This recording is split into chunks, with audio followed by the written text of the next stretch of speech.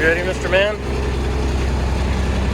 Got my inverter and my charger in case I need to charge the batteries up. And off we go.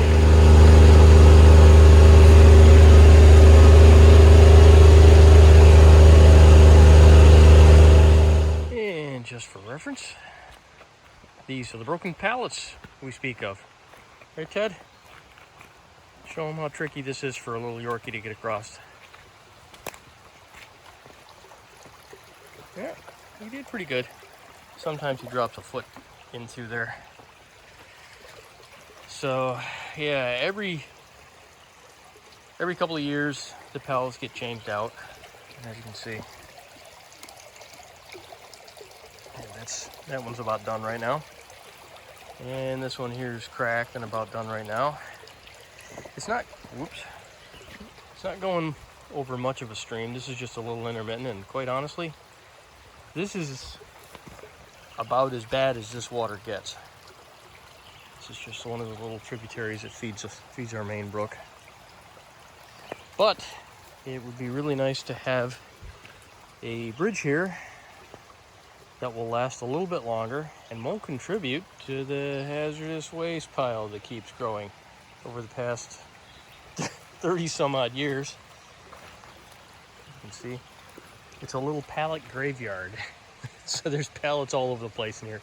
You can't really even see some of them anymore. A few of them are down over on that side. But yeah,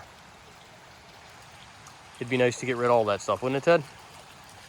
So I'll get rid of all these after the project's done. But yeah, we'll put an end to the pallet bridge. Put an actual bridge in, one that won't be so sketchy, and one that the Yorkie won't fall through. He's taken a dive through here a few times, and I don't need a Yorkie with a broken leg. Alrighty, look at that. As the carpenters say, on the bubble. Let me show you what's not on the bubble. This here, which I really don't care too much about, because any kind of tilt pitch that it's got on it, as long as it's the same on both sides obviously, is going to help the water run off the bridge. It doesn't need to be perfectly level that way. I just want it level that way. Whew. All right. A little off on the bubble here. I think I can fix that though. Alrighty. So you can ignore this split. This only comes off on the outer edge. So it starts like right here, works out. I'm not super worried about that because I'm gonna stuff some more rocks underneath this as soon as I start getting everything put together here. I put the PT just to isolate that from the rest of the wood down here, because the hemlock is a little bit more porous and it might absorb water, whereas the PT really won't. This is about the spacing that I'm going to do, like a 1/4 inch. I'm just laying these things out right now. I've got it square, but I want to make sure it remains square, so I'm not going to screw anything down until I get it all in the position where I need to be in. So I put one corner one here, corner one there. Did the same thing on this end. So if I need to re-square it at this point, I got the screws there, I can check with the square and then just tap it and get it knocked in. I did that a couple times, and it looks pretty good, so I'm not super worried about it at the moment. We picked up some reinforcements, eh, Ted? Here we go. Now we'll get this job done. Come on, why don't you come with me? We'll go check out the bridge.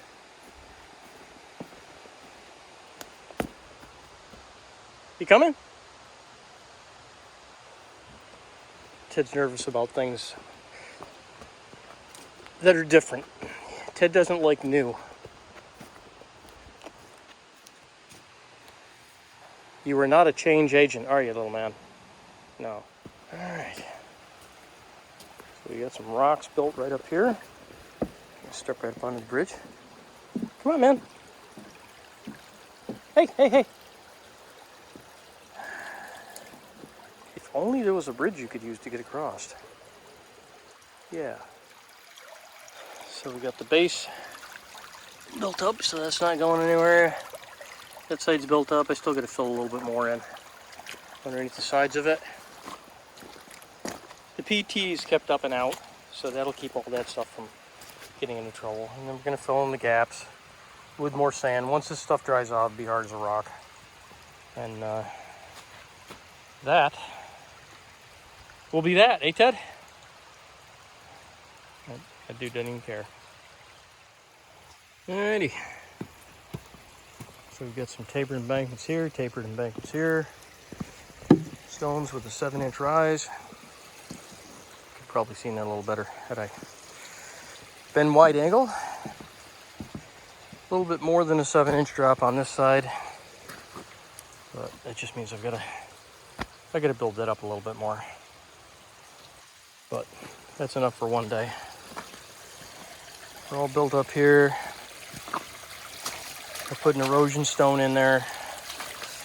So this will basically keep the water coming down through, but it'll stop here and it won't go any deeper.